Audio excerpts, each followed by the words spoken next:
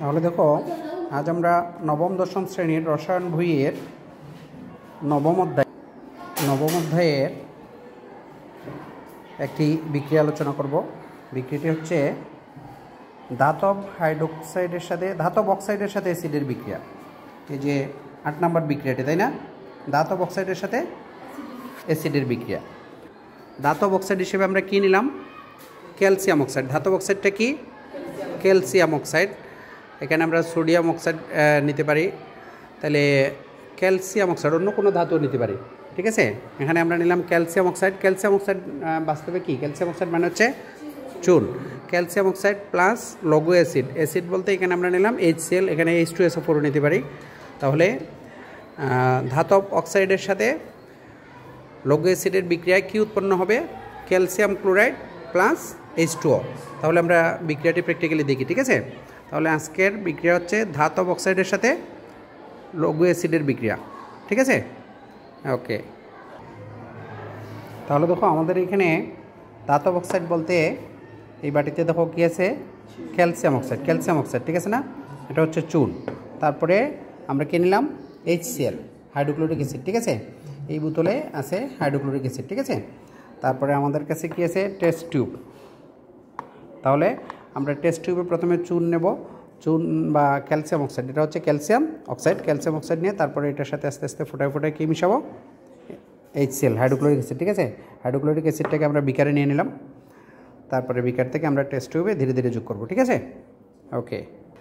ওকে, তাহলে আমরা এই টেস্ট টিউবে প্রথমে আমরা ক্যালসিয়াম অক্সাইড নেব, ঠিক আছে? ওকে, একজনে নাও ক্যালসিয়াম অক্সাইড নেই। ওকে,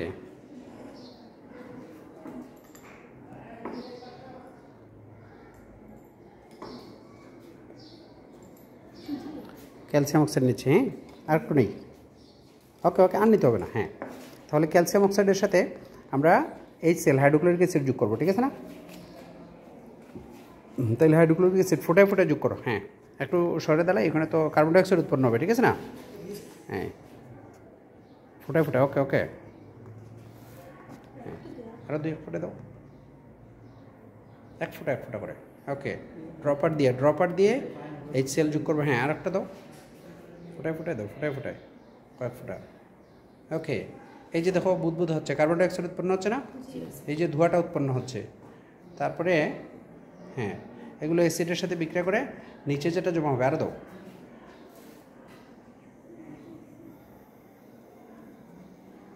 ওকে, দেখছো কি সুন্দর রিয়াকশন হচ্ছে না? এটা ধীরে ধীরে যখন নিচে যেটা জমা হবে সেটা হবে ক্যালসিয়াম ক্লোরাইড। নিচেরটা কী হবে? Calcium chloride. তার উপরে যে একটা পানির স্তর জমা হবে H2O, ঠিক আছে? আর একটু দিই।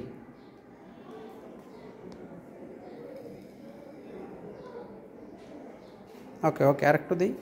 ধীরে ধীরে এইভাবে ফোটায় ফোটায় যোগ করবো, তখন আমাদের রিয়াকশনটা সুন্দর হবে। ওকে, হ্যাঁ।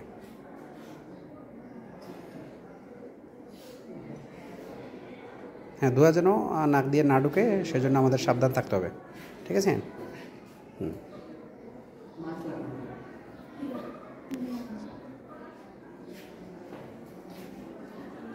হ্যাঁ, আর একটু ফোটায় ফোটায় যোগ করি।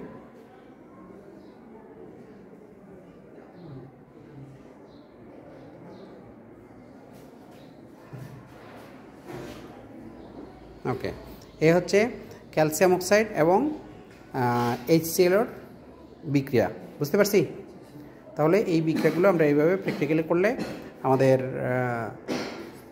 বুঝতে সুবিধা হবে, আমাদের শিখনটা স্থায়ী হবে, আমরা অনেক দিন মনে রাখতে পারবো যে আমরা এটা প্র্যাকটিক্যালি করেছিলাম, ঠিক আছে না? ওকে, ধন্যবাদ। তাহলে রিয়াকশনটা হোক, আমরা ওয়েট করি। হ্যাঁ।